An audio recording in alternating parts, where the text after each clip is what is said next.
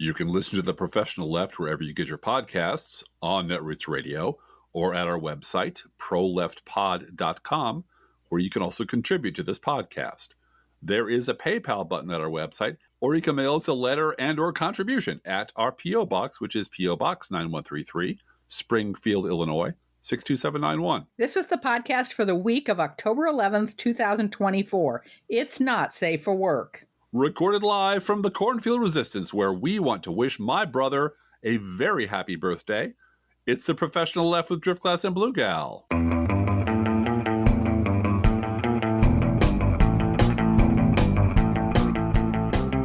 Hey, Blue Gal. Hey, Driftglass. Happy birthday to Driftglass's bro. Happy birthday, bro. Happy birthday. We love you. He's the best brother. He was my best man at my first wedding, and he came in for the second. It's your second wedding, too. He was. Yeah. He understood. He understands. He's just a great guy all around. One of those people that I never thought when, 1,000 years ago when we were in our teens and 20s, this guy's going to never make much of a father. Yeah. Dad. He's too wild. He's the best father, best grandfather. Oh my gosh. He's awesome. He's just awesome. He's a guy as crazy and wild as he is, wound up with 3 beautiful grandsons. Oh God, yes. That he adores. Yes. And 2 lovely daughters who are just amazing. Yeah. And, I'm just so proud of him, and he's doing what he's really good at and doing well at it and living a wonderful life with the woman he loves. And I don't know what I can give him. He was also incredibly encouraging to you when you told him that you had met a lady, and that lady was me. I met a lady, and she's nice. And what should I do, brother? Whatever. How shall I proceed? He was 100% behind you finding a lady. Dude, yes. But what is it you don't understand about jump on that right now? And then when I met him, the first thing I said to him was, "I love your brother." Mm-hmm. And he just looked at me and said, "He's so crazy about you." Yeah. Yeah. And you know who else? The children of this family are crazy about it. Oh yeah. They just they call him Uncle, and all the jokes work. Well, he had 2 daughters, so when he met our 2 daughters, they were in that giggly age of 4 and 6. And yeah, all the silliness that he had used with his little girls at the time totally worked all over again. He got to play it all out. So anyway, happy birthday, bro. Happy birthday, bro. We are very glad to know you, and you're a great person. All right, today we are going to jump right into it and talk about some of the very stupid things that our never Trump allies used to believe with all their hearts. They did. And it's interesting because they are finally starting to give up on this. Yeah, these are the sorts of things that they told us, they lectured us that we had to do, that we need to pay attention to their ineffable wisdom in these matters because they understood Republicans and we did not. And they've started to give up on those things and kind of come around to our way of thinking without ever admitting that we exist or that we were right, which is hilarious. Yeah. Well, and they're absolutely true. The first one is that Trumpism, which I wrote about in 2016, is separate from Republicanism. Yeah. And that it's some kind of fever that will break sooner or later. Yeah. 2018 Driftglass, the fever's going to break. Going to break. All you got to do is just be nice, don't do anything, and follow our lead, and it'll all work out. All those Republicans might be dazzled by Trumpism. They're all going to come back. It'll be fine. Right. All right. Well, and remember, Mitch McConnell and Kevin McCarthy both said on tape, don't worry, our Democratic friends are going to get rid of him for us. They'll take care of Trump for us. He'll be out of the way. And then we can go back to, robbing banks and taking the candy from babies, which is what they want to do. Canceling Obamacare. Yeah. Right. Okay. Second thing is that the Republican Party will return to normal with a more centristy reattainment of the party. We're gonna take it back. Sooner or later, we'll be back in charge of it and take care of it, and it'll be great. Those mob fools want you gone so they can get back to the way things were. But I know the truth. There's no going back. And third, this strategy of just let Trump run his mouth, because surely once people see how absolutely nuts he is. Let him rave on that men shall know him mad. Yeah, how's that working out for you? And finally, remember, one must always approach Republican voters, if you're going to engage them at all, as you would approach a frightened stoat or perhaps a rabid possum.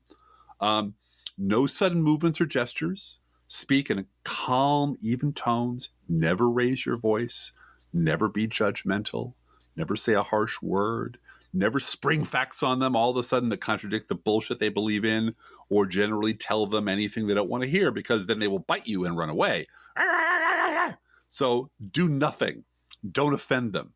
And anything you do will offend them. So basically sit on your hands and just let nature take its course. Because remember, Republicans have no responsibility for their own actions at all.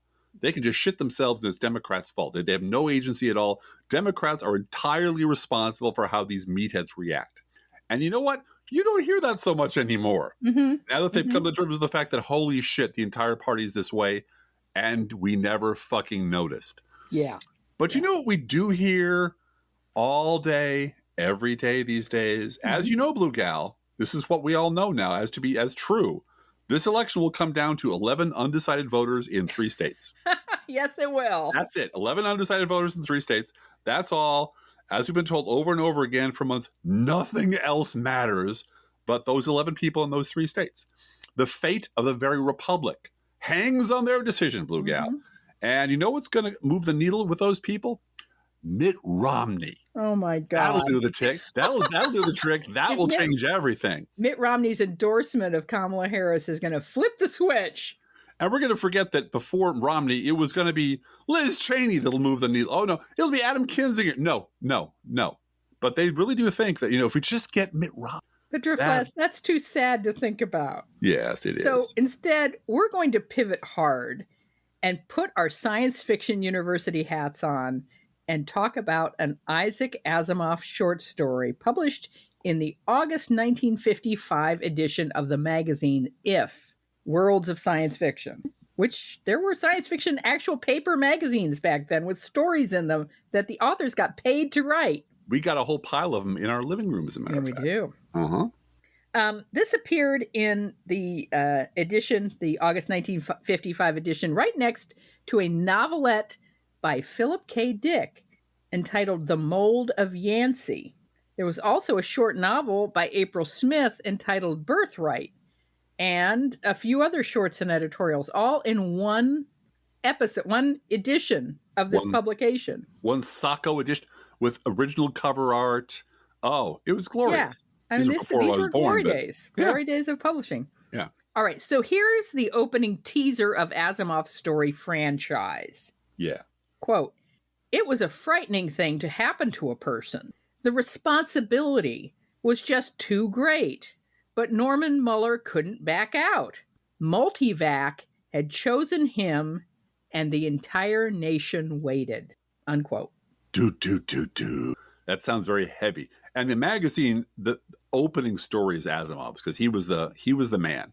Mm-hmm. So if you're going to sell the magazine, put Asimov up front. And this was his story, again, from August 1955.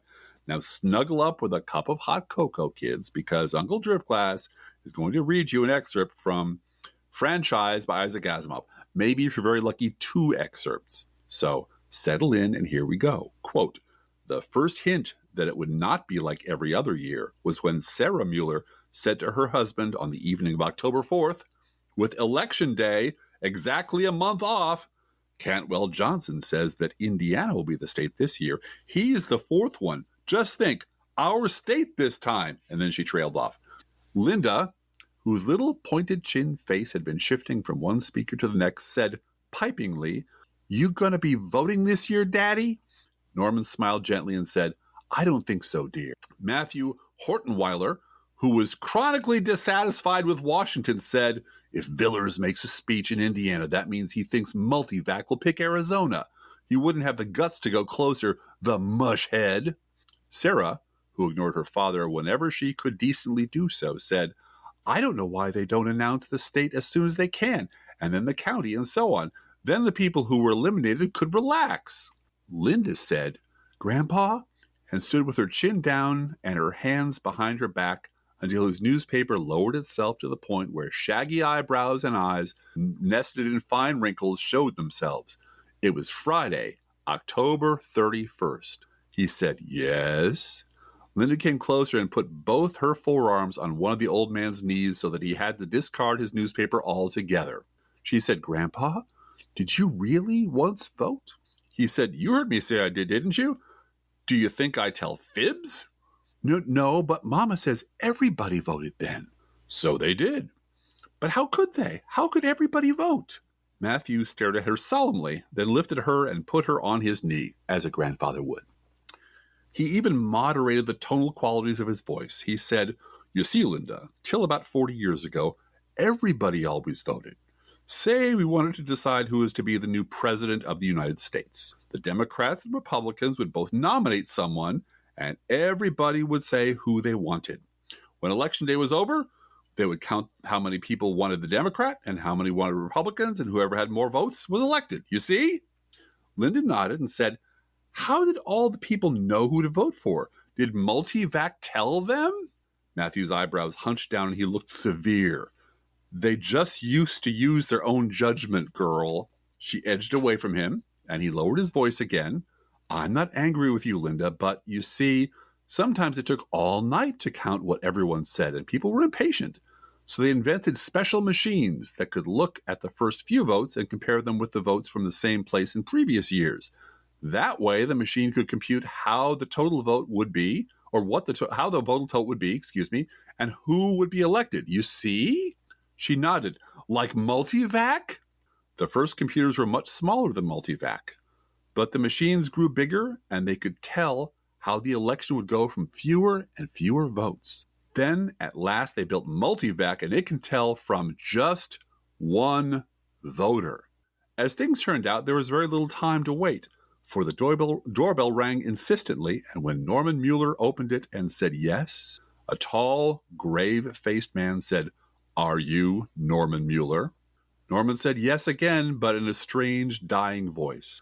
It was not difficult to see from the stranger's bearing that he was one carrying authority, and the nature of his errand suddenly became as inevitably obvious as it had, until moments before, been unthinkably impossible. The man presented credentials, stepped into the house, closed the door behind him, and said ritualistically, "Mr. Norman Mueller, it is necessary for me to inform you, on behalf of the President of the United States, that you have been chosen to represent the American electorate on Tuesday, November 4th, 2008, unquote.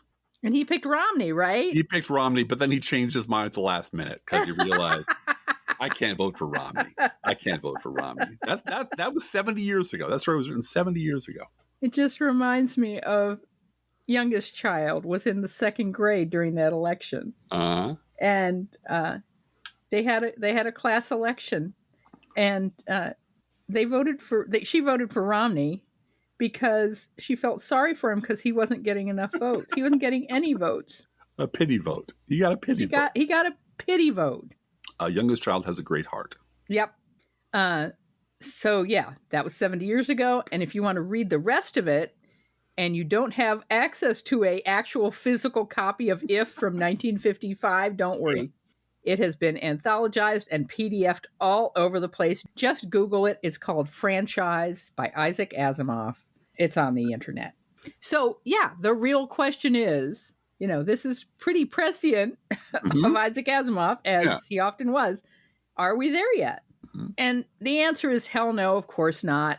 But the legacy media keeps acting as if it is just 11 votes. We're down to 11. We keep having to talk to 11 people in suburban Philadelphia. That's it. And it comes down to those people. And a certain county in Arizona, and then we're done. Mm-hmm. This is a disastrous imbalance between the will of the people expressed through the popular vote and that ludicrous institution of the Electoral College. That imbalance is real. And does mean that whole states like New York and California and Illinois get taken off the board when pundits gather to yap about the election. May I add that this isn't just Democratic votes getting erased. Not at all. Not at all. Votes for president and vice president of 5 million registered Republicans are thrown out every 4 years merely because they live in California. Well, and just to be clear, for the many bad actors who listen to this podcast and want to hurt us with their angry words, Blue Gal doesn't mean literally thrown out. If you voted for senator or congressperson or state No, that's why auditor, I said the votes of president and vice president are thrown out. Yeah. All the other stuff counts, but those don't. And that is unfair. And everyone knows it's unfair.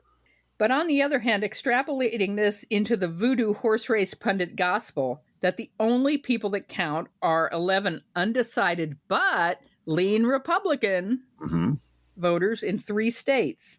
That is being driven by incessant polling, which has been garbage for years. And I don't need to explain that those 11 voters are white. Right. No.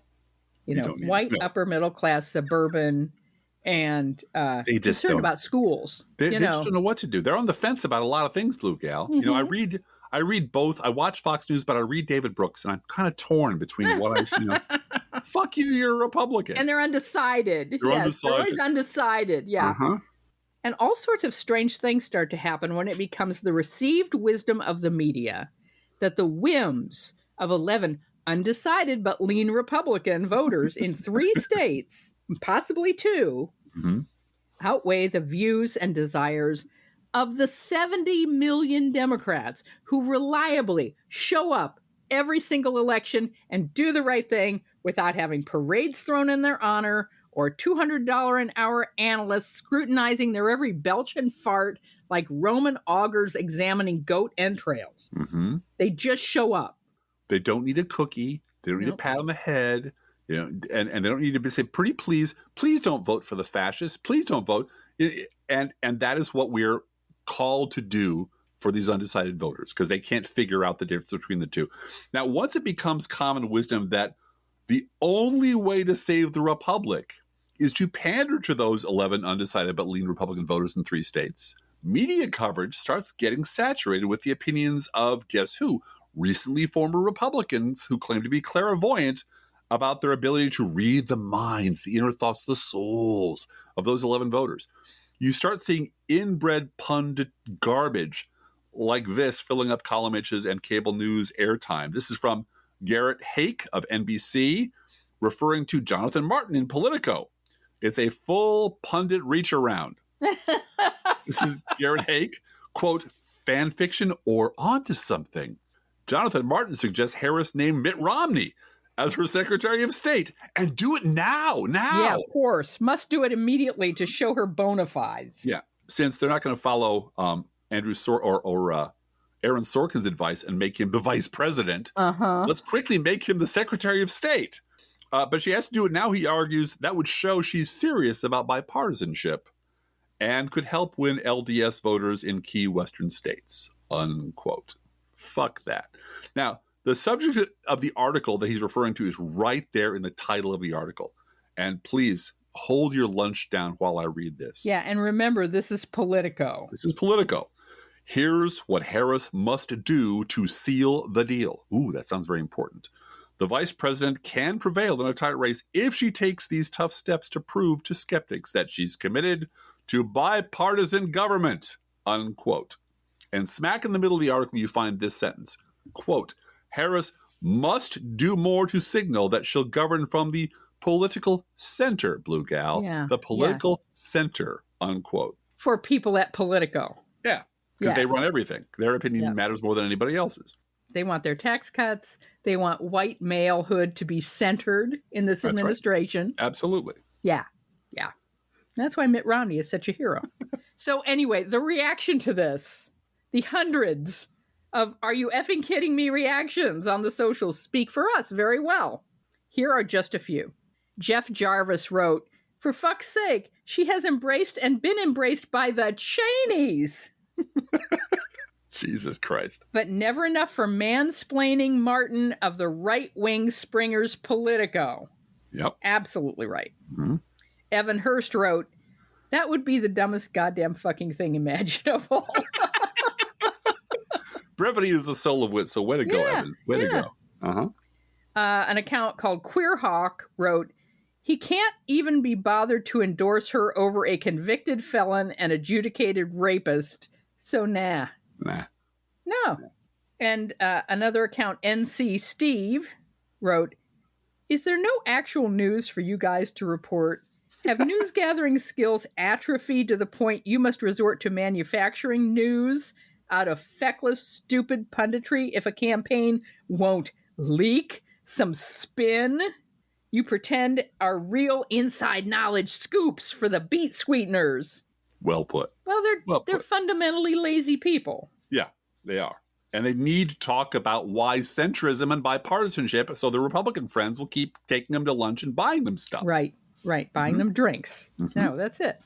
Now, the same media, and by media we mean Politico, would never in a trillion years ask Republicans, any Republican, to show their seriousness about bipartisanship by, for instance, passing a quote-unquote bipartisan border bill written almost entirely by extremely white, extremely conservative Republican James Lankford of Oklahoma. You're not supposed to remember stuff, Blue Gal. I'm remembering that one. Remembering things just ruins everything. You ruin the party. It is the closest thing I've got to middle child, feeling sorry for a Republican. Yeah. I almost feel sorry for James Lankford, and then I remember what party he's in. Yeah. Same. But, the rug was pulled out from under him. Yeah. He worked hard on that bill. He thought they were going to win this thing because he thought they were actually serious about the issue. And turns out, womp womp. Nope, never were. Never will be. Yep. Republicans routinely call Democrats baby killers, and the media just shrugs it off. And in addition to that, makes statements like a certain state passed a draconian abortion law. Right. No, it's Republicans who did that. That's right. It's Republicans States are deciding to reverse abortion, blah, blah, blah. Georgia reverses the abortion, goes back to their 6-week abortion. As if the land mass of Georgia made this decision. Yes. Yeah. No, Republicans absolutely not. It's Republicans who are doing that. And they cover up for them. Mm-hmm. Because you know how Republicans are. We don't need to bring that up. That's just how they are. You can't do anything about it. It's like the weather. Shrug. Can't because the Republican Party is, and this is true, it's a complete dead loss. We Democrats are now completely responsible for meeting everyone's demands and making everyone's dreams come true, just like Pedro. Who will make your dreams come true. He will. Yes. I should have fished that audio out of the air because it's so perfect. But yeah, we are responsible for making everybody happy. Yeah. And if the 11 voters in 3 states aren't happy, then the Republic will crash. So if we have to give up a bunch of liberal priorities to make 11 people happy, then we'll just have to do it because everybody has to be happy. And if Democrats aren't happy, well, fuck them. They'll come to the polls anyway because they're actual patriots who do what's right because it's the right thing to do. And since the legacy media has this massive megaphone, guess who gets to insist that their demands be met first? The loudest fucking voice in the room. And their demand is always comes down to Democrats must become Republican light. Must. Mm-hmm. To win the center, Democrats need to find, like a dozen sister soldiers and punch them in the mouth on national TV to prove their centrist bona fides. Nothing short of that will do. And no matter how far Democrats bend over to cater to the legacy media, it will never be enough to win the favor of those 11 undecided but lean Republican voters in 3 states. Because the batshit Republican Party is always dragging that center further and further and further to the crazy right. And to the fascist right. To the fascist right. Yeah. And yet, since the center is simply the midpoint between 2 things, no matter how far they drag it to the right, there's always a midpoint, right? So they get half of what they want every time they go crazy and move it further to the right. And that's okay with Jonathan Martin in Politico because that's the way politics is supposed to be. Now, I want everyone to pay close attention to this next section of the podcast because my husband is brilliant and I admire his brain so much as to how he put this together. Please proceed, Driftglass. There'll be an extra $5 in the envelope for you. So we ask ourselves this question. How did things get this bad? There's a T word that Republicans and never-Trumpers despise, that Tom Nichols will run away and block anyone who brings it up. It's called trajectory. How did things get to be this bad? Well, today, in the wake of Hurricanes Helene and Milton, the disastrous effects of climate change are making the front page news of every newspaper in the United States, right? Right. Other than Democrats control the weather, idiots and lunatics like Marjorie Taylor Greene, almost no reasonably sane person is continuing to pretend that it's a hoax anymore. This huge terrifying problem is finally urgent enough and personal enough to begin to demand the attention it deserves. Long overdue, long, long overdue. However, there is another huge, terrifying, world-threatening crisis happening right here at home that we think also deserves the serious attention of serious people. This crisis tracks almost one for one with the symptoms that led to the accelerating climate crisis. Can you guess what that crisis is, Blue Gal? Yeah, I can. I'm amazed by this. Like climate change, the madness of the Republican Party is man-made. Mm-hmm. Like climate change, the conditions that created a Republican Party base stupid enough and racist enough to manifest a calamity like Trump were a long time in the making. That they were. Like climate change, all along the way, there were ample signs warning where the Republican Party was headed and how dangerous it would become.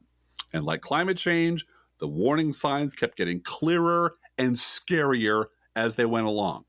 And like climate change, the clearer and scarier the warning signs got, the deeper into denial the professional conservative thought leaders sank. Mm-hmm. Like climate change, the clearer and scarier the warning signs got, the more those trying to make the public pay attention to the impending disaster coming were ignored and shouted down or blame shifted or whatabouted to the margins. Because we can't talk about that. No. If you want to talk about the original cancel culture, talk about the liberal blogosphere during the Iraq War. Yeah. Like climate change, there are huge moneyed interests with vast resources invested in funding conservative denialism. Like climate change, the acceleration of the lethal nature of the Republican Party exactly fit with the warnings that professional conservative denialists had been loudly dismissing all along, like you, Tom Nichols. Like climate change, once the lethal nature of the monsters and quislings and cowards that the Republican Party had manifested became too catastrophic to ignore, most professional conservatives thought leaders went right on making a living pretending that none of this was happening. Mm-hmm. A few professional conservative thought leaders began to recognize the catastrophe for what it was, but most of them, not all, but most of them still swear that it all began spontaneously and without warning on that escalator ride in 2015. Yep. Before that, everything was fine. Suddenly, hurricanes everywhere. Yeah. Hurricane Trump, no one could have predicted. Yeah. Like climate change, the destructive power of one or two or even three violent, once-in-a-century events, while tragic, are no longer the issue. Because, like Hurricane Helene and Hurricane Milton, the terrible damage done to our democracy by Hurricane Trump will in fact someday come to an end. But the environment that manifested that particular monster has now changed irrevocably. Thanks, Republicans. There will be more and worse monsters slouching out of the GOP's political whelping box for the foreseeable future. In fact, they're with us today, all over the country, itching for their chance to unleash their particular brand of ruin on the rest of us. However, and this is the important point, unlike climate change, the transformation of the Republican Party into an army of reprogrammable meatbags was not the poisonous byproduct of some other process or other industry, something that could be at least mitigated if, collectively, we mounted an urgent, spirited, and ongoing campaign to do so. This is not the case in the Republican Party. In the Republican Party, polluting our politics and zombifying the base was the point. And having achieved all they set out to do, the majority of the party is perfectly content with what they've become, while a tiny minority who've been cast out of the party dream of lifeboats, Blue Gal. Mm-hmm. Dream of transforming our party into someplace they find fit for their tastes. There is a little bit of good news here, Driftglass. Yeah. Sometimes the lies that sustain the Republican base get so big that they become too big for even Fox News to carry. It's rare, but it happens. Mm-hmm. And when that happens, if we all push hard enough, they're forced to backtrack and even back off. Mm-hmm. And sometimes it costs them a shit ton of money. Yeah, like $1 billion. Yeah. Mm-hmm. Working the refs on the right sometimes works, and the overwhelming pushback on the Republican lies about FEMA. This is still ongoing, but you can definitely see the cracks, and you can definitely see the walk back. And the pushing back on this has been not only from the White House and Kamala Harris campaigns, but also from every other media outlet and local Republican governors. Yep. And it's caused none other than Sean Hannity and Dana Perino to go on the defensive. I think this is very instructive. Yeah. Hannity deflected by claiming that the pushback was personal against him. Oh, poor Sean. They're pushing against me personally, and this isn't me. And Dana Perino sat her little fanny on a Fox panel, and she said she had no idea where these FEMA lies had come from. They just came out of nowhere. These lies out of nowhere. I don't even know. Who said this? Yeah. Everyone on the network yesterday said it. That's who. And what's their network motto? Yeah, we report, you decide. Yeah. No, we were reporting that FEMA was out of money and it was going to migrants. We had everybody on that would say that. Right. And all of a sudden, Republican governors in the affected area, Republican Congress people in the affected area came out and said no. And for some people, it was too late. Yes, it was. And that's the tragedy. And even FEMA and certain Republican Congress people had to publish for their own safety and for the safety of the people they actually care about. Instead of weather reports, publishing at the splash page lists of conspiracy nonsense that they had to debunk and lies that were being told by people who were elected to public office or who are listened to by people like Donald fucking Trump. And you got to wonder how malignant, how stupid, how racist, how brain dead you have to be to keep backing these assholes. And the answer we asked last week, and we keep asking every week, is, well, that's who they are. That's who they are. But Driftglass, I'm not going to stand up ever and say we need limits on the First Amendment. No. But there does need to be a law about states of emergency. Shouting fire in a crowded movie. Shouting fire in a crowded theater. Yeah. Shouting, you're not going to get help in a hurricane. Right. It's all gone. Don't ask the federal government for money in a hurricane. Right. Let your family go hungry instead. Yeah, that's just the way things are. That should be criminal. There should be consequences. Now, I don't know how you do all of that, but states of emergency where it's clear that people are going to die if the help isn't available and accepted by weak-minded people, and these enormous megaphones for political purposes because we're a month out from an election. I'm telling you, if this was if summer of 2023 and there were hurricanes, that we wouldn't have this bullshit. No.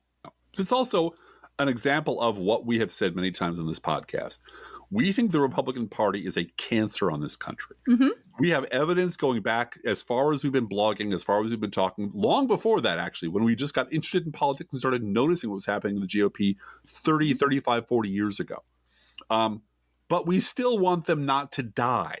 We still want them to have good health care. And when they are in danger, be protected. And when there's a natural disaster, they will be saved and fed. We want them to retire with dignity, etc. Right. And so we don't want to actively harm them. Republicans actively want to see Americans harmed and terrified because the only thing that will drive voters to the polls in sufficient numbers to get them elected is a terrified, ignorant racist, panicked population. Yeah. And that's why they work all day, every day to make sure to scare the shit out of their voters. And the problem, of course, is to keep the pig people angry enough to vote against their own interest. I mean, literally vote against their own health and safety. Right. You have to keep escalating the lies to the point where Democrats control the weather and they're coming for your land. And there are enough knuckleheads out there to believe that, so that Marjorie Taylor Greene will probably be reelected. Well, and Matt Gaetz. These are Congress people who are in the affected areas. Yeah. They're going absolutely against their own constituents. And we saw this during COVID. Donald Trump was willing to let hundreds of thousands of Americans die for his incompetence. For citizens, human beings that you were elected to protect. die to protect his hubris and advance his agenda. Yeah. Perfectly willing to do that. And that's simply, Democrats simply, it is unimaginable to us that a leader of our party would do that, would ever do that. Yep. That any Democrat elected would say, fuck the people who elected me, let them die because that advances my personal interests a little bit. Yeah. And my ego will be soothed. Yeah. All right. We got to do a news roundup. The Bidening continues. Big news here. We're very excited about this. The president's EPA, President Biden's EPA, finalized a rule requiring water utilities to replace all lead pipes within a decade. Now, this is already well underway throughout the country. But for those that have been lagging on this for whatever reason, and the money is there, the federal money is there to do it as well. But it is now deadline. You got to have this done. Get a plan, do it. And the rule is the strongest overhaul of lead in water standards in roughly 3 decades. The EPA estimates the new standard will prevent up to 900,000 infants from having low birth weight, avoid up to 1,500 premature deaths a year from heart disease, and prevent up to 200,000 IQ points lost among children because there's no lead in the water. And you know what this is? It's boring government stuff. Yep. It's what a competent government just does without fanfares or parades or saying, you know what, here's a special gift to you so you'll vote for me instead of the tyrant. This is just shit that you're supposed to do because you're a responsible citizen and you're in charge of big parts of your country's well-being. Now, this next one's from yesterday, so it talks about events that have already happened in the future tense, so bear with me. With landfall by Milton, a major Category 3 hurricane, hours away, and nearly 7.3 million Floridians facing mandatory evacuation orders, Marjorie Taylor Greene continued to promote her false conspiracy theory that the government can control the weather. The Georgia Republican claimed last week that they, I think we all know who they are, can control the weather after Hurricane Helene killed more than 230 people, including 24 people in her state. She added, "It's ridiculous for anyone to lie and say it can't be done." Greene doubled down since her initial claim, posting screenshots of weather modification project reports from NOAA websites and citing a post by a conspiracy theorist website as proof that, yes, they can control the weather. She continued, "If your home or business or property is damaged or a loved one is killed by their weather modifications, shouldn't you be eligible for compensation? After all, did they ask you if you agreed to our weather being modified? I would like compensation for having this ignorant bitch in Congress and wasting all our time." Well, and I was wondering, is she talking about ExxonMobil? Because then, you know. They have altered the climate, I'm all for they? that. Right, yeah. Let's talk about that, you know. Joe Biden called Greene's conspiracy theories, quote, reckless, irresponsible, and a relentless promotion of disinformation and outright lies, harmful to those who need help the most. He added that the claims are getting even more bizarre. It's beyond ridiculous. It's got to stop. Florida Representative Carlos Jimenez, meanwhile, said Greene and others who think that humans can control the weather need to, quote, have their head examined, unquote. Yup. Turns out his God Bless the USA Bibles are made in China. That jackoff paid less than $3 a copy to make them in China and sold them back here for $59.99. Slave labor is awesome. He'll gross an estimated $7 million on this side hustle. Yeah. And by the way, the only Bibles that meet the criteria for being placed in Oklahoma public schools are the Trump Bible. Okay. I'm going to take a breath. I'm going to calm my voice down. And I'm going to say that according to Brother Charlie Pierce, hey, Charlie, quote, "It seems that Senator Sheldon Whitehouse, Democratic Rhode Island, was curious about the Just Add Water FBI, quote-unquote, investigation that resulted from Christy Blasey Ford's testimony at the confirmation hearing for the nomination of Justice Brett Kavanaugh back in 2018. So he launched his own investigation into the investigation, and it seems that, yes, the thing was a bag job through and through. Yeah, Trump told the FBI, ordered the FBI to back the fuck off so his drunk, rapist, asshole pal could be appointed to the Supreme Court with support from the Republicans on the committee, including a certain congresswoman from Maine who keeps saying stupid shit and voting for awful people and then saying, well, they probably learned their lesson. I'm sure they learned their lesson. Gave a whole speech about it. I haven't forgotten that. No, and I won't. The Supreme Court refused to require doctors in Texas to perform certain emergency abortions. So fuck life of the mother. Right. Don't care. They rejected a Biden administration appeal that federal law requires access to emergency abortion care even in states that restrict the procedure. The court's decision leaves in place a lower court's ruling that hospitals can't be required to perform emergency abortions in violation of the state's abortion ban. Alito sure does love to watch women die. I tell you, I'm not Catholic, but I'm pretty sure that's not Catholic doctrine to let women die. The Georgia Supreme Court reinstated the state's 6-week abortion ban. You might remember last week we mentioned that a lower court rolled it back. Well, the Supreme Court weighed in, and now it's back in force. The Republicans on the Supreme Court. This is the Republican Supreme Court of Georgia. Let's not forget, this is all Republicans doing. The ruling came a week after a judge found that Georgia unconstitutionally prohibits abortions beyond 6 weeks of pregnancy before many women realize they're pregnant because, quote, liberty in Georgia includes in its bundle of rights the power of a woman to control her own body, to decide what happens to it and in it, and to reject state interference with her healthcare choices. That was true up until this week when the Supreme Court said, nope, women are basically broodmares for the state, and that's just too damn bad. If you don't like it, get the fuck out of Georgia. Donald Trump is, as always, just a fire hose of lies. They spent all their funds. They have no funds to take care. They have no funds. They have no workers. They have nothing. FEMA. We had such a good FEMA. FEMA was great under Trump.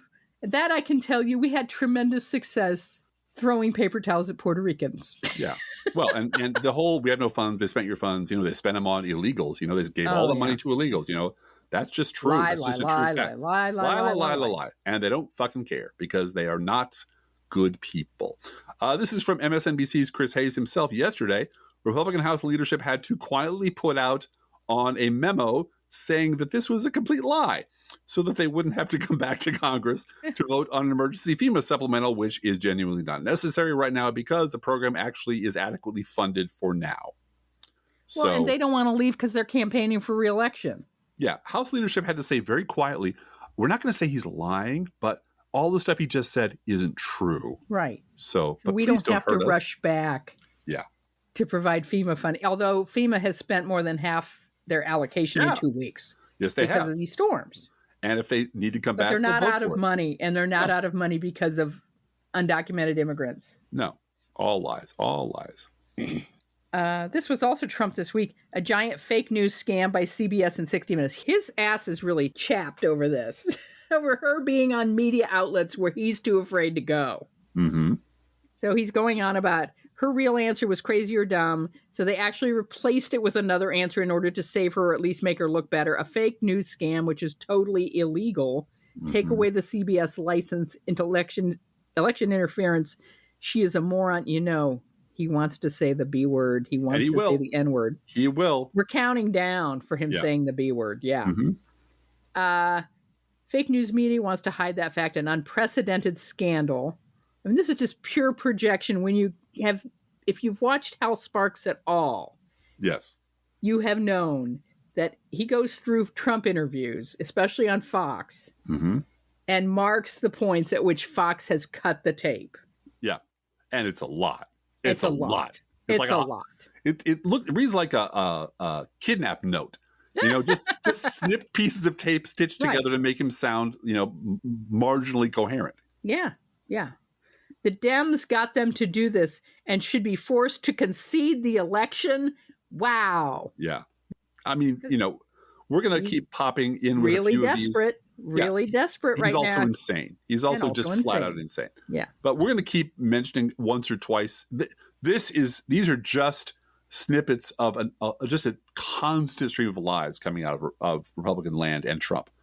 We could do 100 of these and never run out. He is just lying all the time now, all the time. And he's terrified. That's why he won't debate Kamala Harris. That's why he chickened out of 60 Minutes. He's a coward, a physical coward, and a pussy, and he knows he's going to jail if he loses the election. And it's starting to scare the shit out of him. He's planning. He's mentioning Caracas a lot. too often. Yeah. Way too often. He likes Venezuela a lot. He hates it because apparently they're in charge of the election or they control the weather. I don't know. But I wouldn't be surprised to see Trump. He's flat out mentioned to a crowd that we're going to have a meeting in Caracas. Yeah. Yes, it's like, oh, really? Are you planning to come back to the United States? Bet not. I thought former Nazis went to Argentina, but I guess the new hotspot. I don't know. Maybe there's a golf course in Caracas that he likes. I have a feeling. This is breaking news. Vladimir Putin leaves his boy twisting in the wind. I just love this. I love this. The Kremlin confirmed that Trump secretly sent Putin COVID-19 testing equipment during the height of the pandemic when the machines were in short supply. But Trump denied that he ever did that. Golly, he denied he sent COVID test equipment to Putin, saying, quote, none of these made-up stories by Bob Woodward are true. He said, referring to Woodward's new book, discuss the timing of the book and Bob Cesca. I shall do so. My wife has left me a note. Here's the thing Bob Cesca mentioned, that usually we're pissed off that Bob Woodward sits on vital, life-saving breaking news for a year or two until he can get a book out. That's usually a terrible thing. And probably in principle, it was a terrible thing this time. However, in fact, practically speaking, if this had been reported when it happened back in 2020 or 2019, it would have been gone. It would have been swept away with all the other lies, all the other bullshit, like a chip on the wave, just gone, blown away out to sea. Everyone would have forgotten it because 90% of all the crazy evil shit that Trump did during COVID has all been forgotten by the media and the right. However, reporting it this week makes a difference because it triggers a whole bunch of people to go, he did fucking what? I mean, people who don't give a shit about anything he does are still going to say, wait a minute. You sent our shit to Putin, to Vladimir Putin? I mean, I know they think Putin walks on water. I know Republicans think he should be president of the United States. But shipping your grandma's COVID test kit to Putin is maybe a bridge too far. That might be too much for some people out there, and that's a good thing. So, and for people who never want to make a decision about anything and aren't I'm not political. Those 11 voters in 3 states. Your mother could have had a COVID test, and Trump sent it to Vladimir Putin secretly, and then he lied about it, and then he lied to you about it. How do you feel about that now? 11 Trump Republican leading voters in 3 states. How do you feel about that? Well, Kamala Harris is a communist, so, So I did a quick look up while you were speaking, Driftglass, and it appears as though if the corrupt leadership of Venezuela gives Donald Trump citizenship in Venezuela, then they have a non-extradition treaty. He has to be a citizen of Venezuela in order for that to go ahead. But, that's merely technicality, right? Grow a mustache, make him a citizen. Grow a mustache and make him a citizen of Venezuela, and then he's home free. Now, I'm not a lawyer, and I won't stand behind that 1,000%. That's just a cursory look up. But yes, he's clearly looking this up. I will mention that even though lots of Nazis escaped to Argentina, the state of Israel had a crack squad of people. They sure did. Who went down very quietly under the cover of night and retrieved a lot of those Nazis. A lot of those people, put them on trial. Hauled Eichmann's ass back to Israel and put him on trial. They sure did. I'm just saying, escaped fascists aren't always safe where they think they are safe, especially when they're escaped fascists from this country and we're sick and tired of them. Yeah. From CNN, Republicans are challenging all aspects of mail-in voting in battleground states. Key swing states like North Carolina, Pennsylvania, Nevada, and Michigan are still experiencing a high volume of mail-in and absentee voting. That has prompted multiple lawsuits in battleground states where Republicans, notice they said Republicans, are suing to challenge everything from whether mail-in ballot envelopes are properly sealed to whether they are postmarked correctly. You might remember from the 2000 election, Republicans suing to count votes that came in from overseas without postmarks, without signatures, with nothing, that everyone agreed should be discarded because they were completely untraceable. Nobody knew where they came from. That the military is actually given special dispensation when it comes to being stationed overseas. So this had nothing to do with them. And we all agreed, everybody agreed that this was unacceptable. until Republicans decided, no, these ballots that appeared out of nowhere with no trace, no signature, all fucked up, not even postmarked correctly, we should count those. And we, on the Democratic side, challenged that because that's just too much. Until what happened, Blue Gal? I don't remember. Until Joe fucking Lieberman, who agreed not to do this, went on, I believe, Meet the Press and stabbed Al Gore in the back. He said, well, I think all the ballots should be counted. I think all the ballots. So this wasn't 2000? Yeah, 2000. This was okay. Bush v. Gore.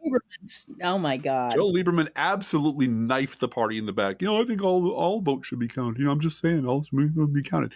And but that was the Republican Party a quarter of a century ago. Yeah. Where we're going to count everything that comes over the transom.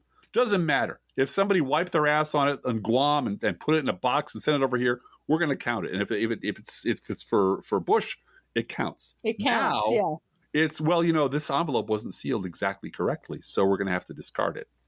Because they'll just cheat in whichever way they need to cheat to win the election. Yeah. They don't have a conscience. We want to look at the vote before we decide to count it. Yeah. But only for president. We don't care about whether, Carrie Lake gets elected or not.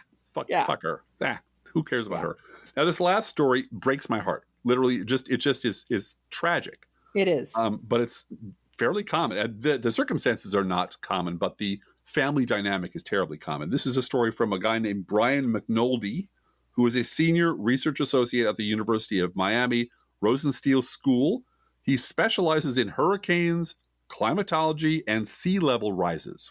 All right. Would you read his title again, please? Sure. He is a senior research associate at the University of Miami Rosenstiel School. Okay.